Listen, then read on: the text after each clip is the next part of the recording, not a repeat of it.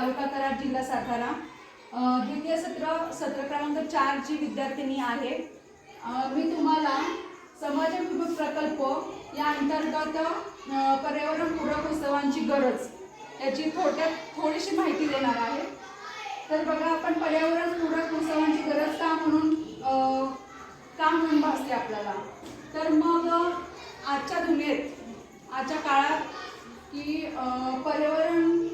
पर्यावरणाला हानिकारक असे भरपूर आपण सण उत्सव साजरे करतो, जसे करून दिवाळी असेल, होळी असेल, धुलीवंदन असेल, तर ते पर्यावरणाला पूरक असे नाहीये। कारण सध्या आपण होळी खेळतो, पाणी वेस्टेज वाया घालवतो। नंतर ना आहे दिवाळी, फटाके आपण फोडतो, ते ज्वलनाने धूळ होतो, पर्यावरणाला हानिकारक आहे। त्याच्यामुळे निसर्ग हा मानवी जीवन सुखकर करणारा आहे हे समजून आपल्या पूर्वजांनी मोठ्या कल्पकतेने सण उत्सव व्रतवैकल्ये साजरे केले, बरोबर। मग त्याच्यामुळे आपण त्यांची कृतज्ञता व्यक्त करण्यासाठी, त्यांचे आभार मानण्यासाठी बैलपोळा साजरा करतो, बरोबर आहे का नाही। आणि उदाहरणार्थ आपण बघा, नारळी पौर्णिमेच्या दिवशी समुद्राला नारळ वाहतो किंवा समुद्राचे पूजन करतो, का म्हणून त्यांची कृतज्ञता व्यक्त करायची, बरोबर आहे की नाही। कारण समुद्र आहे म्हणून आपल्याला त्याच्यातून भरपूर जलजीवन वस्तू असं मिळतं। मीठ तर मुख्यतः आपल्याला कुठून मिळतं समुद्रातून, बरोबर आहे की नाही। मग त्याच्यामुळे त्याचे आभार मानणे गरजेचं आहे का नाही आपल्याला, बरोबर। मग बघा, उदाहरणार्थ नारळी पौर्णिमेच्या निमित्ताने, समुद्राचे व्रतवैकल्याच्या निमित्ताने औषधी वनस्पती, वृक्ष, नवधान्यांचे स्वागत करणारी नवरात्री इत्यादी आपण सण साजरे करतो।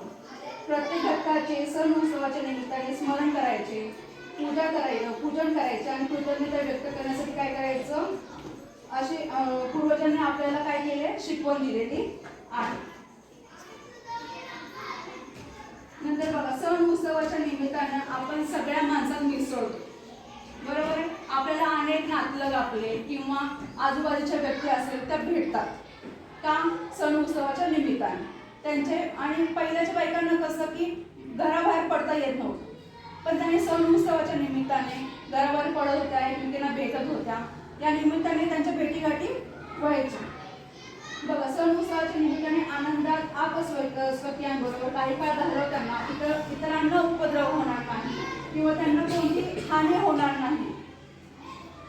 नाही किंवा याची आपणच काळजी घेतली पाहिजे। बदलत्या काळाबरोबर आयुष्य जगण्याचे, यातील आनंद लुटण्याचे संदर्भही आता बदलत चालले। सण आनंदाने साजरे करण्यापेक्षा सेलिब्रेट करण्याकडे आता जास्त कल वाढत चाललेला युवा व्यक्तींचा, बरोबर आहे का नाही। कारण आता सध्या बघता आपण पुढच्या महिन्यात फाल्गुन शुद्ध पौर्णिमेला कोणता हे येणार आहे, होळी हा सण आहे।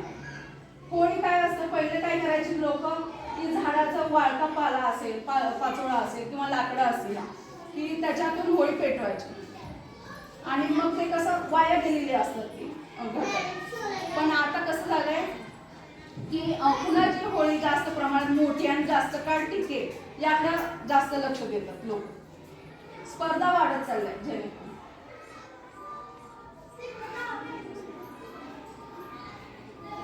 बघा, आता नंतर मला धुळवड हा सण येतो।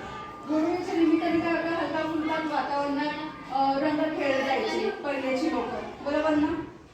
जाणाऱ्या येणाऱ्यांना उपद्रव होईल, कोणालाच इजा पोहोचणार नाही याची काळजी घेतली जायची।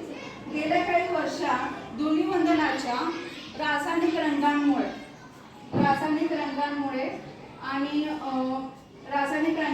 किंवा त्यात वापरले जाणारे भरलेल्या पिशव्या असतील, छोट्या छोट्या पिशव्या, आता मुलं मारतात बघा, भरलेल्या पिशव्या असतात, लोकांना फेकून मारतात, जाणाऱ्या येणाऱ्या लोकांना, बरोबर आहे। बघताय ना तुम्ही, फुगे असतात पाण्याने भरलेले, रंगाने भरलेले, ते मुलं काय करतात, एकमेकांच्या अंगावर मारतात।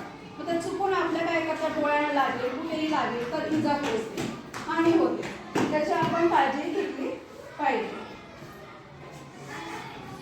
त्याचप्रमाणे रेल्वेने प्रवास करणाऱ्या प्रवाशांना पाण्याने भरलेल्या पिशव्या, फुगे मारल्याने गंभीर दुखापती होतात। अशा तऱ्हेने फुगे फेकण्याचे दुष्परिणाम समजावून सांगायला हवेत मुलांना, आजच्या शिक्षकांनी, पालकांनी। उपाययोजना काय त्याच्यावरती बघा, पालक, बीट असेल, कोथिंबीर असेल, यापासून आपण नैसर्गिक रंग तयार करू शकतो. किंवा अस्टर असेल, झेंडू असेल, गुलाब असेल, त्यांपासून सुद्धा आपण नॅचरली रंग तयार करू शकतो. चहा असेल, चहा पावडर, कॉफी असेल, तो उकळून थंड झाला की त्याच्यापासून नैसर्गिकरित्या रंग तयार केले जातात. हे सुद्धा मुलांना सांगितलं पाहिजे. नंतर बघा, पालक, कोथिंबीर, पुदिना यांच्या पानांचा लगदा पाण्यात टाकून त्यांचा गाळ काय असतो, त्याला हिरवा रंग प्राप्त होतो. तोच असतो नॅचरल रंग, म्हणजे काय नैसर्गिकरित्या तयार केलेला रंग. तो सुद्धा आपण होळी खेळताना किंवा धुळवड खेळताना वापरू शकतो. बघा, रासायनिक रंगामुळे कोणकोणत्या गंभीर समस्या उद्भवू शकतात. कोणकोणत्या निळ्या रंगामुळे काय होतं, त्वचेला हानिकारक असं हानी होते, म्हणजे त्वचा रोग होऊ शकतो. नंतर कॉपर रंगामुळे त्याच्यावर डोळे, त्वचा, श्वसन यंत्रणा ह्याच्यावर सुद्धा परिणाम होऊ शकतो. हिरवा रंग आहे, त्याच्यावर डोळ्यात ॲलर्जी किंवा खाज येणे असेल किंवा मग सुजणे असेल, डोळे सुजतात हिरव्या रंगामुळे, म्हणजे ते कुठले रंग कृत्रिमरित्या तयार केले, बाजारात जे विकत मिळतात ते रंग, त्याच्यामुळे आपल्याला हानी होऊ शकते. आणि म्हणूनच त्यांनी काय केलं पाहिजे की नैसर्गिकरित्या तयार केले, म्हणजे आता फुलांपासून असेल, पानांपासून असतील, ते रंग तयार केले पाहिजेत आणि त्यांचा वापर जास्तीत जास्त प्रमाणात कसा होईल याच्याकडे लक्ष दिले पाहिजे. हे पालकांनी सांगणे अत्यंत गरजेचे आहे. आणि बघा, मग मुलांना नैसर्गिक रंग करण्याचाही बराच उत्साह असतो किंवा मुलांकडून सुद्धा बऱ्याच आयडिया आपल्याला मिळतात, मग ते सुद्धा पालकांनी स्वीकारले पाहिजे. शाळेतून अशा तऱ्हेने काम करणाऱ्या विद्यार्थ्यांसाठी पर्यावरण मित्र चषक देऊन वा फळ्यावर त्याच्या अभिनंदन पण नाव लिहून त्याचं सुद्धा कौतुक केलं पाहिजे. त्याच्यामुळे मुलांना काय होईल, हे एक प्रोत्साहनपर त्याला प्रोत्साहित केले जाईल, याच्याकडे लक्ष असेल. धन्यवाद. माहिती कशी वाटली याच्याबद्दल तुमचं मत सांगा. खूपच छान माहिती तुम्ही सांगितली. तुमचं जे प्रात्यक्षिक भेटून समाजाभिमुख वैयक्तिक प्रकल्प पर्यावरणपूरक उत्सवाची गरज ही तुम्ही अतिशय सुंदर असं मार्गदर्शन आमच्या विद्यार्थ्यांना आम्हाला केलं, त्याबद्दल मनापासून धन्यवाद.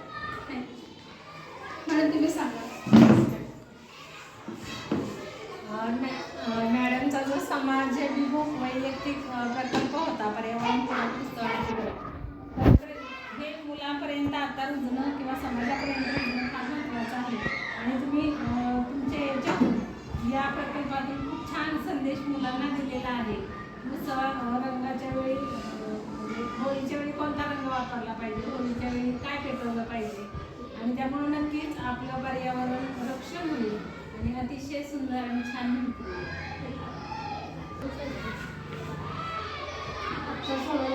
समाजाभिमुख प्रकल्प याअंतर्गत पर्यावरणपूरक उत्सवांची गरज का आहे आणि आपण ते कशा प्रकारे साजरे केले पाहिजे याविषयी खूप छान माहिती दिली.